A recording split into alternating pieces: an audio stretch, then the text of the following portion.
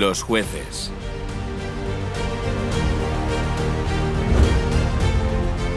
Después de tomar la ciudad de Jericó e instalarse en el interior de la región, a Israel aún le quedaba mucho por hacer. La tierra estaba ocupada, pero Dios había prometido que se la daría. Aquellos que guardaban diligentemente sus mandamientos tenían la promesa de que Dios limpiaría la tierra y expulsaría a las naciones desde el río Éufrates hasta el Mediterráneo. Pero se les advirtió que si no cumplían su parte, los pueblos que habitaban la región serían para ellos un problema constante. Lamentablemente no prestaron atención al consejo. Jueces 1:28 dice que fallaron al no expulsarlos del todo. Eligieron la opción fácil. Se casaron y se mezclaron con las diversas tribus paganas de la zona. Pronto, el paganismo y la idolatría se propagó entre los israelitas y terminaron siendo esclavos en la tierra que se les había prometido a ellos. El rey de Mesopotamia, Eglón, rey de Moab, los cananeos, los filisteos, todos se convirtieron en opresores de Israel. En cada ocasión, Dios levantó a un libertador: Otoniel, Samgar, Ahoz, Débora y Barak.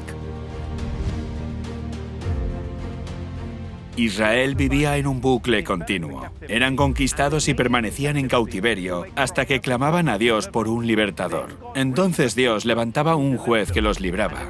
A menudo disfrutaban de libertad mientras el juez vivía, pero cuando el juez moría volvían a caer en la apostasía y el cautiverio. A nosotros nos ocurre lo mismo a menudo.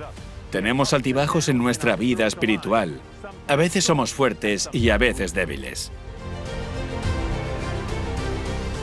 Antes de que los madianitas cruzaran el río Jordán para luchar contra Israel, estuvieron a punto de ser eliminados del todo, pero habían quedado unos pocos. Con el tiempo crecieron, se hicieron poderosos y oprimieron a Israel durante 7 años. Entonces Dios llamó a Gedeón para que fuera su líder. Gedeón dudaba en responder al llamado. 3 veces le pidió a Dios que le mostrara evidencias de que estaba con él. Después de reducir su ejército de 32.000 hombres a 300, ganó la batalla de la forma más insólita posible. Lo que Dios quería mostrar era: yo soy quien tiene el poder, confiad en mí y no en vosotros mismos.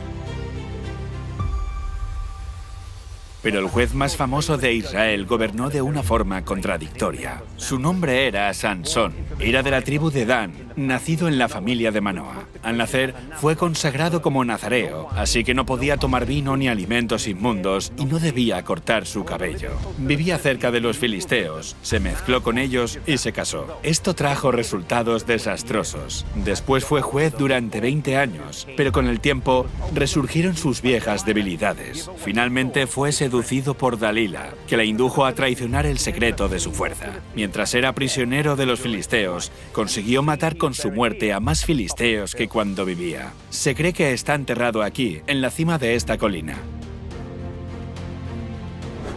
Muchos de los jueces tuvieron desventajas. Ahoz era zurdo, Gedeón era superado en número, pero Sansón, sin embargo, tenía fuerza física. Quizá esto fue lo que contribuyó a su caída, ya que llegó a confiar en su propia fuerza en lugar de confiar en aquel que era la fuente de esa fuerza. Dios siempre trató de enseñar a su pueblo a confiar en él y no en sus propias fuerzas, ni en la fuerza de sus ejércitos, sino únicamente en él. El que con milagros había conducido a su pueblo de Egipto a Canaán, los seguiría librando si confiaban en él.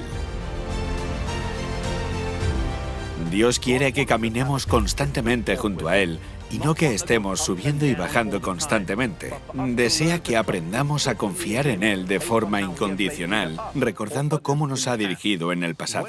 Si cuando enfrentamos obstáculos que parecen insuperables, como el de Gedeón con los madianitas, reconocemos lo bueno que ha sido Dios con nosotros, tendremos la seguridad de que Dios tiene 1000 formas de darnos salidas de las que ni siquiera podemos llegar a sospechar.